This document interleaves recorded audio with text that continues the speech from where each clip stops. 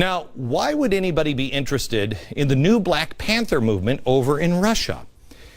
Listen to the way this interview starts. So why is Fox obsessed with a 2-year-old story? Is this a case of civil rights gone wrong, or could it all just be hype to bring down the Panthers? I bet her parents are proud that she's working for the Pravda of today. Well, we thought that since a former Obama DOJ employee is testifying that the case against Shamir Shabazz and other Black Panther accused of voter intimidation was dropped because of race and politics, call us crazy, or maybe journalists, but we thought that was a story. Russia Today host Ann Shabazz continued. Fox had lots of intense graphics, and they said this is powerful, explosive news. What do you make of those statements? I make of it as just part of the right-wing paranoia and playing on racial fears, unfounded racial fears in every way. I say Fox News should be ashamed of themselves. He makes a good case. I would think that Malik would be ashamed of his fellow new Black Panther member, Shamir Shabazz, because he used, what was the word she said? Oh, yeah, a lot of intense graphic language. I hate white people. Yeah. All of them. I believe it. Every last iota of a cracker, I hate it. Hates. Because we're still in this condition, man. You want freedom? You're going to have to kill some crackers. I believe him. You're going to have to kill some of their babies. Let us get our act together. I believe him. I believe him. Do you? Yep, someone is stirring up racial tension, but I don't think it's us. It might be that guy. The Russian media, well, they have their truth. Shabazz, he has his truth. And then there's something I like to call the actual truth. I just showed it to you. And it's interesting to note that Russia Today, you know, the state-run Russian, hey, weren't they all Marxist? And they went through a transformation of their own. And they took off their Marxist uniform and put on a tie. Wow. Almost like Van Jones. Anyway, Russia Today marked the 4th of July with an interview of the Weather Underground terrorist, Bill Ayers. The channel allowed Ayers to whitewash he and his fellow terrorist actions. Here it is. When people got on buses and rode interstate or sat down at lunch counters or sat in at draft boards, we weren't being violent ourselves. We were exposing the violence that was inherent in the system. Follow-up question here, you know, on whether planting bombs in the Pentagon, the Capitol building, police station, banks, inciting riots, plotting the deaths of up to 25 million Americans, whether that's terrorists. It would have been a good follow-up question, but a good thing they didn't ask it. The Russian news agency probably, you know, didn't have that information when they had this interview. They also probably didn't have, which is available on that crazy thing called the internet, an FBI informant and former Weather Underground member when he sat down and described what the Weather Underground and Bill Ayers wanted to do. Watch this. They estimated that they would have to eliminate 25 million people. Eliminate, that means it's not terrorist. Nope, that's genocide. Even the reaction to the Russian spy case with the Russians is perplexing. Once upon a time, you know, would have drawn serious denunciations and retaliation from the Kremlin, but they've stayed mostly in step with what White House spokesman Robert Gibbs has said about it. Basically, it's no big deal. On Russian main national state-run television channels, the spy story led the broadcast only the first day the news broke. Any impact from the scandal on U.S. relations, it just faded from the newscasts in Russia. The reports then did run an adopted and ironic tone set by the prime minister, you know, Vladimir Putin. Spooky. He joked about all the cloak and dagger nature of the accusations in his meeting with former President Bill Clinton. Listen to Putin on the reaction, however, of the American police. I understand that back home the police are getting out of the way of putting people in prison. That's almost like the police acted stupidly. It's almost like they're in lockstep. Isn't that weird?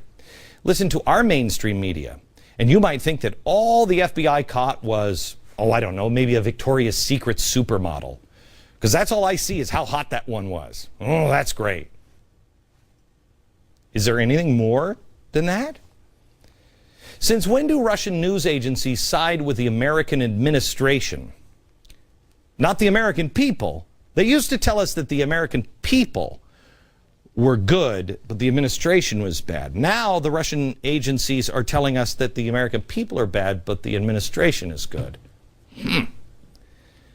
The administration dropped the charges against the new Black Panthers. Russia Today invites the chairman of the Panthers on for a love fest. And to top it off, a Russian spy ring is broken up and there's no outrage, no tit for tat. Hey, I just had an idea. Maybe Newsweek was right all along. You remember that story? Yeah, there it is. We're all socialists now. But maybe that was just that was a story about the global press and not us. Maybe that was a story saying, hey, members of the press, we're all socialists now. Having undergone their own,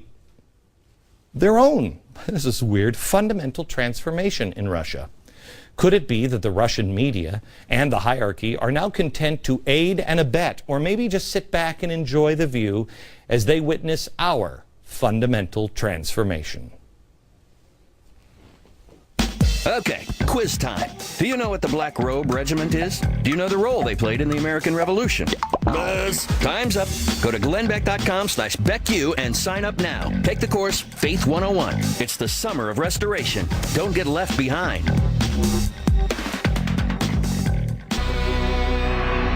I've told you before that I think Cass Sunstein is the most dangerous man in America. But tonight I'd like to introduce you to number 2. The second most dangerous man in America. His name is Don Berwick. NPR called him something of a rock star in health policy circles. That's great because he's your brand new head of Medicare and Medicaid services. Oh, Grandpa, you're going to love this. You probably haven't heard of him because, well, President Obama bypassed the Senate confirmation process and just appointed him to the post. Enough of that pesky conference there in Congress. Now, I want you to know this happens all the time. 99% of presidential appointees are, well, they go through the whole process by the Senate. But there is that wealthiest 1% like him that doesn't go through. The media is no longer interested in this story, which is strange because the media was all over the Berwick appointment when they were concerned about Berwick making it through the appointment process. It's almost like they're doing the bidding of the White House. The Washington Post called Berwick, quote, the most important healthcare reformer you've probably never heard of. There it is. It's great. Oh, boy. They said the chances that he moves smoothly through the process are next to zero. Little did they know. They got a friend in the White House. Post also reported, quote, nominee to lead Medicare-Medicaid group may face tough hurdles. New York Times also reported the confirmation fight on Health Cheap. Dr. Berwick faces a long uphill struggle to win Senate confirmation. Reuters, they said he's likely to face a tough confirmation fight in the U.S. Senate. Yeah. Well, why were they so concerned? Well, maybe that he's a revolutionary. Oh boy, did I say that? I did. But so did the Boston Globe. They did a story on Berwick. They called him the revolutionary. They went on to say, the deeper Berwick has gotten into the problem over the last decade, the more radicalized he's become. His conclusion, to save the healthcare system, not Medicare and Medicaid, the healthcare system, it first needs to be blown up. How? That's like to save the free market. I've got to abandon the free market. Oh, and that one's working out well, isn't it? So not only does he want to blow up the best healthcare system in the world, not perfect, but the best in the world, his idea of a fix is to make our system just like Great Britain's healthcare system.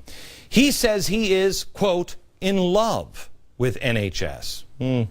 He went on to explain it's a global treasure and, quote, it's such a seductress, end quote. Hey, Don, seductress? I think of maybe Angelina Jolie. Oh, yeah. She scares me, but she's a seductress. Okay? Britain's health care, I'd say about as sexy as, I don't know. You know what I'm saying? Not real sexy.